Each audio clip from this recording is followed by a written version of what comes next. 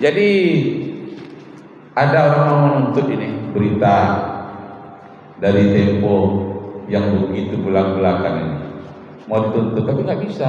Kenapa? Karena fakta. Dia bukan mengarang-arang, bukan menfitnah. Yang pertama, miskinkan pribumi dengan sistem-sistemnya bekerja sama dengan orang munafik.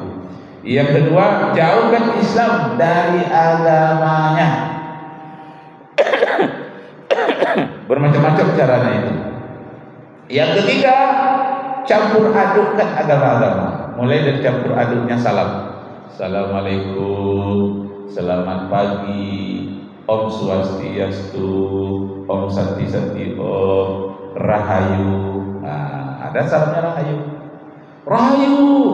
Jawabnya apa? Rampes.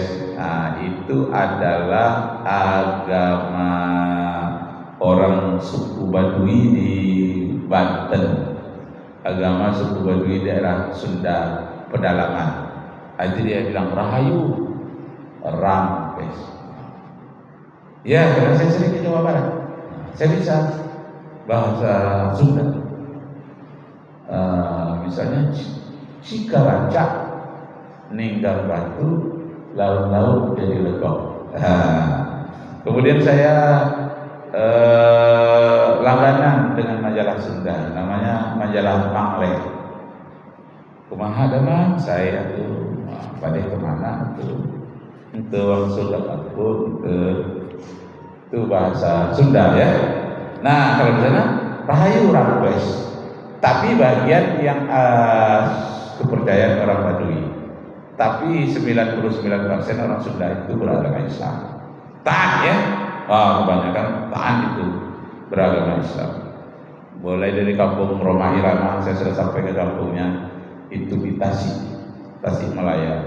Tapi saya tersesat waktu itu, karena saya dari Jakarta mau ke Bandung. Rupanya bus yang saya tumpang itu hanya singgah menurunkan penumpang di pinggiran kota Bandung. Karena saya baru sekali itu tidak tahu, orang turun semua. Saya tidak tahu orang turun itu mengapa, rupanya mau ke kota Bandung. Nanti saya update lagi ke kotanya. Saya diam saja, saya kira berhenti tuntas di terminal. Rupanya berhentinya di pinggir kota, tidak di terminal. Jadi saya terus saja. Sudah lama perjalanan, hampir 2 jam. Saya tanya, Bandung mana? Saya bilang, oh itu tadi orang ramai turun, bapak kok tidak turun? Ya saya tidak tahu. Sekarang di mana? Ini sudah sampai ke Tasik Malaya. Ya. Kalau gitu bapak turun di sini, turunlah saya. Turun di Tasik Malaya. Kira-kira keadaan buminya, tanahnya di sekitar itu seperti di Minas. Ini mirip di Minasnya ada apanya? Bukit-bukitnya sedikit, kayak gitu. Saya turun. Hari tengah hari saya lapar. Ada kedai kecil di situ, saya turun. Jadi, Bu, iya, ini rumah makan. Oh iya, bapak mau makan? Iya. Tak ada hidangan ke saya. Saya pesan itu gulai ayam sama nasi sedikit udah.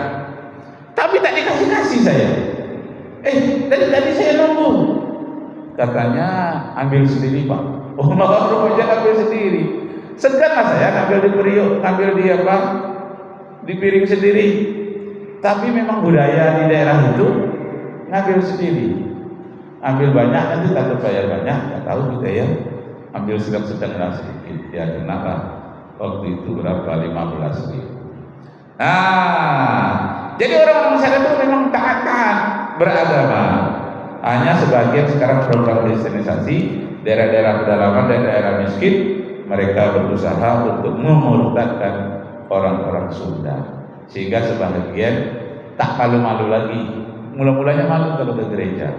Sekarang teteh badai kemana? Teteh itu artinya kakak. Badai kemana? Badai ke gereja. Mau ke gereja? Ada malu-malu lagi sekarang. Dulu malu. Maka program kristenisasi dihadapkanlah kepada orang-orang miskin di pinggiran-pinggiran kota, baik itu di Jawa Barat dan di Sumatera Barat. Jangan dikatakan Sumatera Barat banyak ulama di situ tak kena dengan program kristenisasi. Kena. Saya tahun 86 jadi wartawan di Padang. Latihannya di Wisma Nanggala. tinggal saya di Wisma Warta di depan Bung Hatta. Abang saya di sana, dia ketua wartawan, namanya Makmur Henry. Nah, abang saya pernah menjadi ketua KPU di Pekanbaru di Riau. Nah, jadi saya tinggal di rumah dia dan latihan jadi wartawan.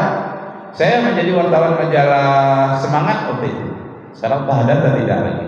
Haluan, dan saya menjadi wartawan Singgala. Nah, waktu itu saya tinggal di Pasar Bawah. Ada masjid dekat jembatan John Sudirman itu nomor 1, Masjid Islah namanya. Saya tinggal di sana. Mengirimkan berita itu pakai mesin ketik. Nah, yang saya pertama masuk berita tentang tukang cangkok waktu itu. Tukang cangkok itu adalah kapal yang masuk dari Selat Panjang ke Tanjung Pinang. Itu ada sampan-sampan kecil mencangkokkan di situ untuk mengambil barang-barang yang tidak dipajak dari luar negeri atau tidak melewati pelabuhan. Jadi itu namanya cangkok. Sekarang tidak ada lagi tukang cangkok ya, karena pegawai pelabuhan sudah tertib. Nah, jadi kembali kita Bapak Ibu kaum muslimin tentang program mafia untuk menguasai umat Islam, fakir miskin, nah, memiskinkan orang pribumi, menjauhkan Islam dari agamanya dan mencampur adukan agama dengan berbagai-bagai salah. Itu Menteri Agama mengatakan itu harus seperti itu. Dapatlah putusan ini haram. Orang Islam mengucapkan salam agama lain itu hukumnya haram. MUI punya keputusan. Dan umat Islam mengikuti perayaan agama lain hukumnya haram. Maka marahlah Menteri Agama kepada MUI. Masya Allah, Menteri Agama apa namanya? Dia mengatakan saya memang Menteri Agama, tapi saya bukan Menteri Agama Islam. Saya Menteri Agama.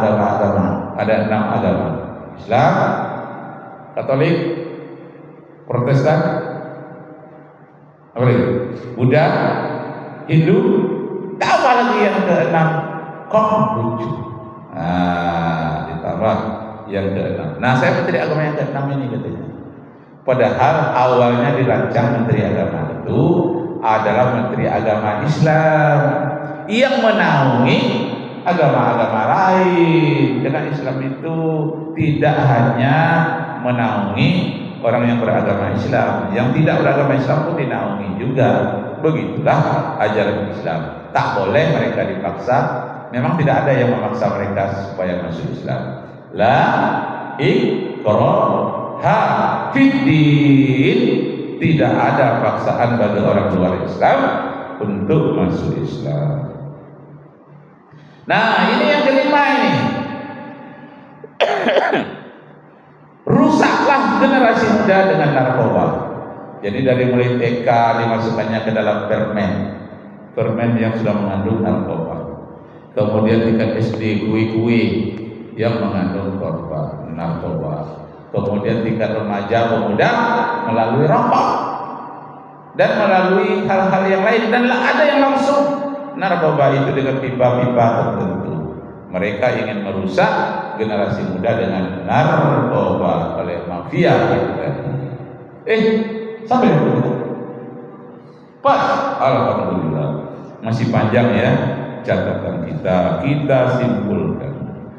Kesimpulan kita bahwa isbal itu dilarang, berlebih-lebih dalam pakaian, jenggot. Nah, tapi yang lebih berbahaya berlebihan dalam harta, lebih berbahaya lagi orang merampok harta orang lain. Abu Bakar pernah celananya berlebih, lalu dijawab, aku tidak tahan dingin ya Rasulullah. Lalu Rasulullah menjawab, innaka lasta tasna'u dzalik, engkau berbuat demikian dari riyala, tidaklah karena kesombongan. Kalau begitu, janganlah menjadi orang yang sombong baik dalam bidang harta, pakaian, dalam hal yang lain-lain. Allah Subhanahu wa taala menyatakan di dalam hadis qudsi disampaikan oleh Rasulullah, al-kibru, sombong itu adalah pakaianku. Yang boleh sombong hanya Allah Subhanahu wa taala, karena memang tidak ada yang lebih besar dari Dia yang Maha Besar. yang lainnya kecil. Jadi yang boleh sombong itu hanya Allah yang maha sombong, sedangkan makhluk kena kecil, tidak boleh sombong. Nah, demikianlah Bapak Ibu kaum muslimin yang berbahagia. Semoga Allah meridai kita semua. Allahumma arhamni bil Qur'an, ya Allah beri rahmatlah kami melalui Al-Qur'an. Wabillahi taufiq wal hidayah. Wassalamualaikum warahmatullahi wabarakatuh.